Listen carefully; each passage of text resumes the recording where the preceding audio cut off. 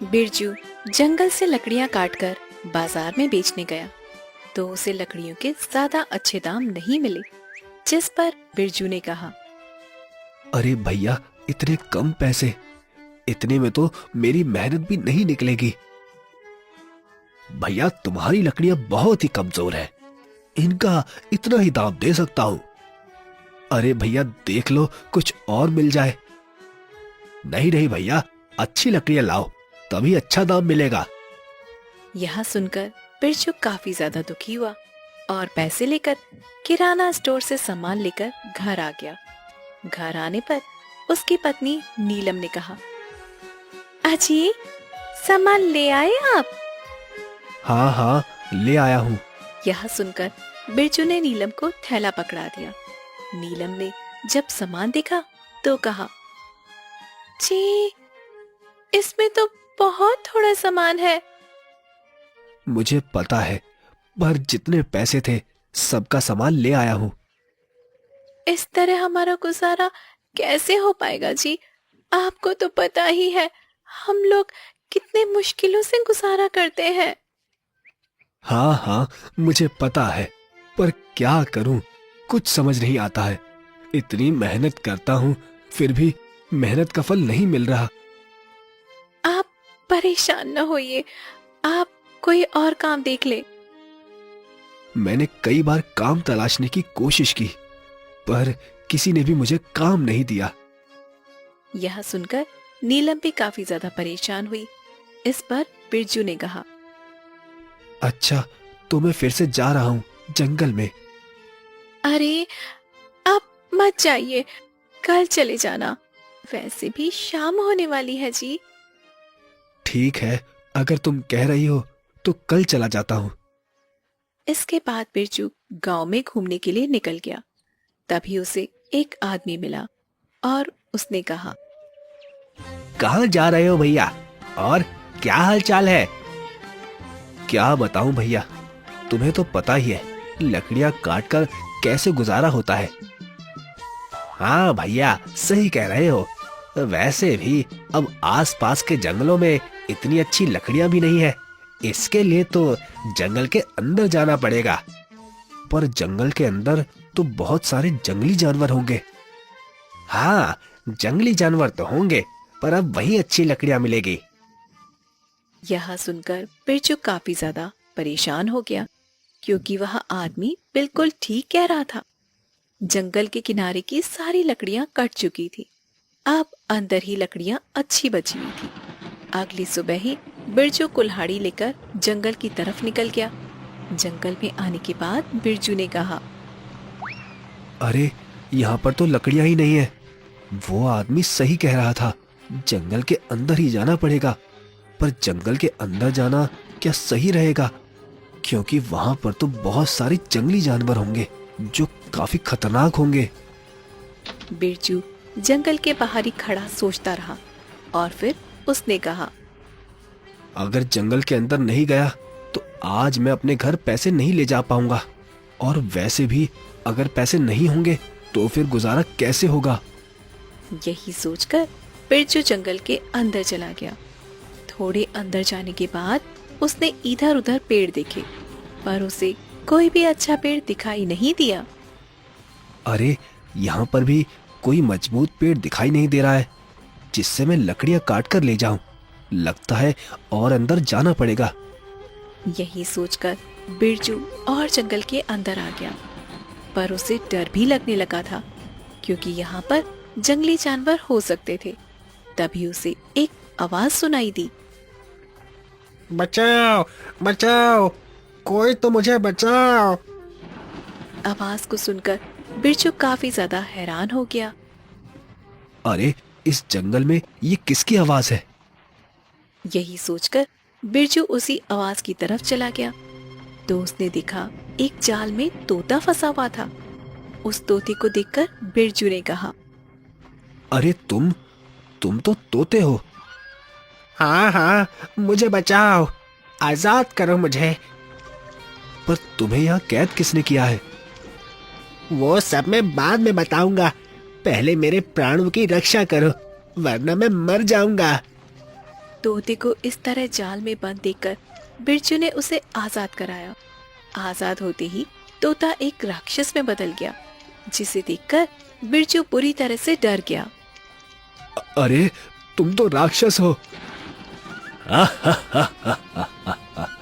हाँ सही कहा, मैं राक्षस हूँ और अब मैं तुम्हें खा जाऊंगा। ये तुम क्या कह रहे हो? मैंने तो तुम्हें आजाद ही कराया और तुम मुझे ही खा जाओगे। ठीक है, तो मैं तुम्हें आज नहीं खाता हूँ, पर अगर तुम कल दिखाई दिए तो मैं कल तुम्हें मार डालूंगा। यह सुनकर बिरजू काफी ज्यादा परेशान हुआ और वहां से भाग गया। जंगल से बाहर आने पर उसे एक साधु बाबा दिखाई दिए। साधु ने जब बिरजू को इतना परेशान देखा तो उसने बिरजू से कहा, क्या हुआ? तुम इतने परेशान क्यों लग रहे हो? महाराज, अभी मैं एक राक्षस को आजाद करके आया हूँ, इसी वजह से परेशान हूँ। क्या तुमने उस राक्षस को आजाद कर दिया? पर मैंने तो उसे तोता बना दिया था। यह सुनकर बिरजू ने साधु को सारी बात बताई, जिसे सुनकर साधु ने कहा, ये तो तुमने अनर्थ कर दिया है। उस राक्षस ने जंगल में कई दिनों से उत्पात मचा रखा था, इसीलिए मैंने उसे तोता बनाकर कैद कर दिया था। अब मैं क्या करूं? मुझसे तो बहुत बड़ी भूल हो गई है। तुम चिंता मत करो, उसे दोबारा फिर से कैद किया जा सकता है। यह कहकर साधु ने उसे कुछ भभूति दी और उससे कहा, ये लो भभूति और उस राक्षस के ऊपर डाल देना, जिससे वो फिर से तोता बन जाएगा। यह सुनकर बिरजू काफी ज्यादा खुश हुआ और अपने घर आ गया। अगले दिन वह फिर से उसी जंगल में गया। राक्षस ने जब बिरजू को देखा तो बिरजू से कहा, तू आज फिर यहाँ? मैंने मना किया था ना कि यहाँ मत आना। तुमने तो मना किया था, पर क्या करूं, पापी पेट का सवाल है। मुझे कुछ लकड़ियां काटनी है। लकड़ियां काटनी है? पर कैसे काटोगे? यहाँ तो बहुत बड़े बड़े पेड़ हैं। हाँ, ये तो मुझे भी पता है। जरा तुम मेरी कुल्हाड़ी पकड़ लो बस। क्यों? मैं क्यों कुल्हाड़ी पकड़ लूं? अरे, मैंने कल तुम्हें बचाया, तो क्या तुम मेरा इतना सा काम नहीं कर सकते हो? यह सुनकर राक्षस ने कुल्हाड़ी पकड़ ली और उसने कहा, अरे, ये कुल्हाड़ी तो बड़ी ही हल्की है। हाँ हाँ, बहुत हल्की है। अब जरा पेड़ भी काट दो। यह सुनकर राक्षस को काफी ज्यादा गुस्सा आया, पर कल की बात सुनकर राक्षस ने 4-5 पेड़ काट दिए और उससे कहा, लो, तुम्हारे पेड़ काट दिए हैं, अब ठीक है? हाँ हाँ ठीक है, पर इन्हें मेरे घर तक तो पहुंचा दो। मैं कैसे ले जाऊंगा? तुमने क्या मुझे अपना नौकर समझ रखा है, जो सारा काम मुझसे करवा रहे हो? नहीं नहीं, नौकर नहीं, आप तो हमारे राजा हैं। अगर आप काम करोगे तो आपका नाम होगा। यह सुनकर राक्षस उसकी बातों में आ गया और वह उसके घर तक लकड़ियां ले आया। जब उसकी पत्नी ने राक्षस को देखा तो वह बुरी तरह से घबरा गई और बोली, अजी, अजी, ये तो राक्षस है जी। मुझे पता है, पर तुम डरो मत। इसके बाद राक्षस ने कहा, अच्छा, तो मैं जाता हूँ, कल दिखाई मत दे जाना जंगल में। यह कहकर राक्षस वहां से चला गया। राक्षस के जाने के बाद नीलम ने अपने पति बिरजू से कहा, जी, यह राक्षस कहाँ से आ गया और आप इसके साथ? जी, मुझे तो कुछ भी समझ में नहीं आ रहा है। आप इस राक्षस के साथ कुछ बोलिए जी। तुम परेशान मत हो, ये राक्षस हमें कुछ नहीं करेगा। ऐसे कैसे नहीं करेगा? राक्षस बहुत ही खतरनाक है। आपने देखा नहीं, वह कितना गुस्से वाला लग रहा था। हाँ हाँ, मुझे पता है, पर तुम परेशान मत हो, कुछ नहीं होगा। चलो, मैं लकड़ियों को काटकर बाजार में बेच देता हूँ। आज से हम लोग अमीर हो जाएंगे। क्या अमीर हो जाएंगे? पर कैसे? क्योंकि अब रोजाना यही राक्षस लकड़ियां काटकर लाया करेगा। राक्षस लकड़ियां काट कर लाएगा? मुझे तो यकीन ही नहीं हो रहा जी। ये सब क्या बहकी बहकी बातें कर रहे हैं आप? इसके बाद बिरजू ने लकड़ियां काटी और बाजार में बेच आया। आज उसे काफी अच्छे पैसे मिले, जिससे वह घर का सारा राशन ले आया, जिसे देखकर नीलम काफी ज्यादा खुश हुई। जी, आज पहली बार घर में इतना सारा राशन आया है। मैं बहुत खुश हूँ जी, बहुत खुश हूँ मैं। हाँ, पहली बार नहीं, अब तो आता ही रहेगा, तुम चिंता मत करो। अगली सुबह बिरजू फिर से जंगल में आ गया। जंगल में आने के बाद वह लकड़ियां काटने लगा।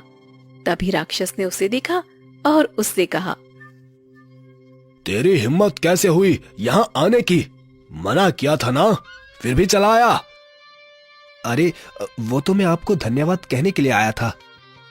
धन्यवाद? पर मैं कुछ समझा नहीं।